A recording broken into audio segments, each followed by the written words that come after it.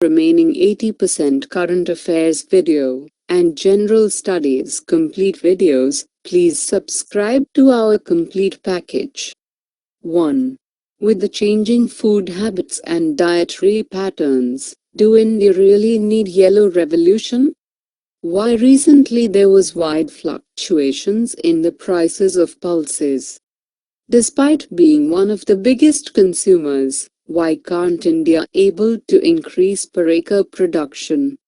How can India mitigate greenhouse gases by promoting pulses production against other cash crops? Which are the crops that the government helps farmers to grow? Can we see India self-sufficient in pulses anytime soon? What are the measures taken by the Cabinet Committee on Economic Affairs to increase production of pulses? With the changing food habits and dietary patterns, do India really need yellow revolution?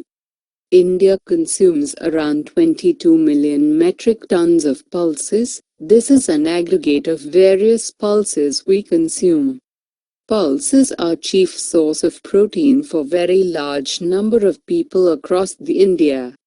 Each 100 grams contains of about 32 grams of protein and 7 amino acids which cannot be synthesized by human body. So it is an essential part of Indian meal.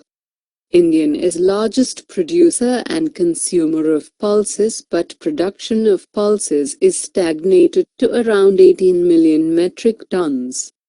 Owing to the rise in prices of pulses, per capita consumption of pulses reduced from 61 grams per person per day in 1951 to about 42 grams per person per day in 2013. India consumes 6,000 metric tons of pulses every day. Considering the population growth of India over 2% per year, there is strong need for yellow revolution in the country. New seeds, better pest control, better support prices and much better organized market are the urgent needs for India to avoid near-future protein famine. How can India mitigate greenhouse gases by promoting pulses production against other cash crops? Most cash crops receive NPK fertilizers, in which N stands for nitrogen. These fertilizers are produced mainly from natural gas and their production is energy intensive with a high on carbon footprint. They are also subsidized. When nitrogen-rich fertilizers are applied to soils, soil microorganisms convert some of this nitrogen to nitrous oxide, a gas which escapes to the atmosphere.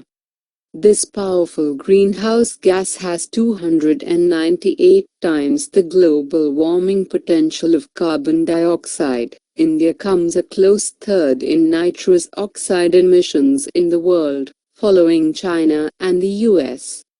On the other hand, pulses need no nitrogen application as they themselves fix atmospheric nitrogen into the soil.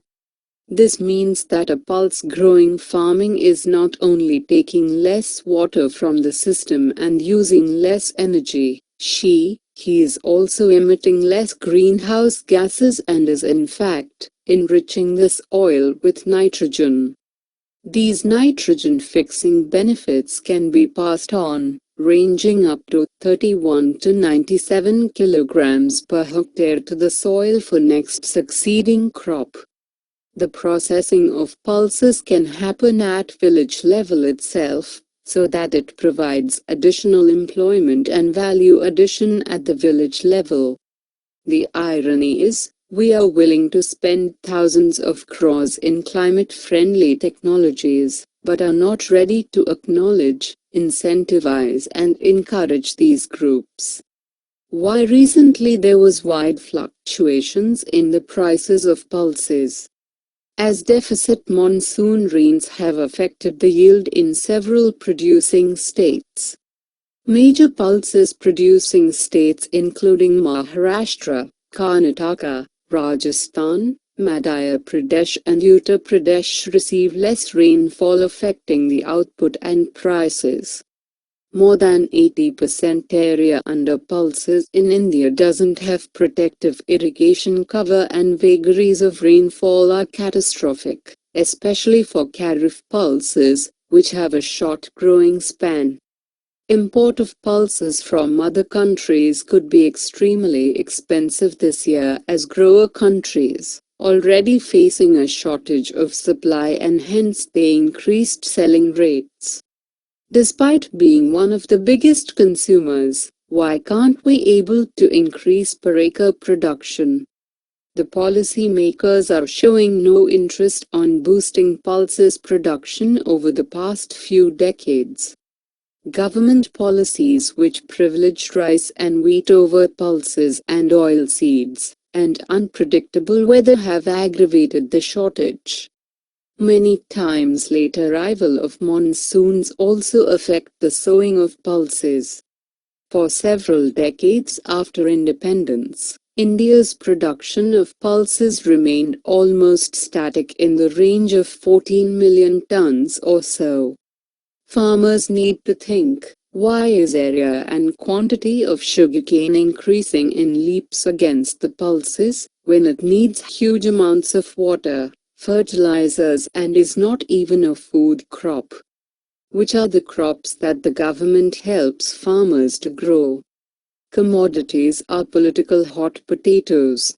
They are used as vote bank by all parties in India. Farmers are therefore merely statistics for political establishments. This minimum support price (MSP) mechanism is also not transparent and depends on various political factors. It has nothing to do with demand and supply or simple economics. Some of the lentils do come under MSP, but they are not attractive enough for farmers to concentrate merely on pulses. Since the prices of pulses are at their peak now, farmers have the MSP benefit on cotton unlike pulses, so they are most likely to stop producing pulses now that the prices are higher. And most of all, cotton is convenient to stock. So it is a matter of convenience and price recovery for farmers. It is for the government to look into this with a balanced approach. Not all pulses come under the ambit of MSP. But more than MSP, it is procurement guarantee that matters. Can we see India self-sufficient in pulses anytime soon? No. Not in the near future. To feed our growing population, we need at least 30 million tons of lentils by 2030, which is close to 5% growth annually. We are no way near. So we will continue to burn our foreign exchange reserves forever. Yes, we can reduce it by seriously considering a proactive approach towards commodities. A two-pronged approach to enhance productivity by using government-subsidized technology, and a cent-per-cent assurance from the government that it will procure all the pulses through some agencies, like the National Agricultural Cooperative Marketing Federation of India or Food Corporation of India, may help. What are the measures taken by the Cabinet Committee on Economic Affairs to increase production of pulses? The Cabinet Committee on Economic Affairs, CCEA, has approved creation of buffer stock of pulses to deal with wide fluctuation in prices of pulses and check food inflation. The buffer stock, 150,000 tons, will be created by the procurement and would be valid for fiscal year 2015-16. The procurement will be done at market prices through above minimum support price, MSP, out of the Price Stabilization Fund. If the prices fall below MSP, the procurement will be made at MSP under Price Support Scheme of Department of Agriculture, DOA.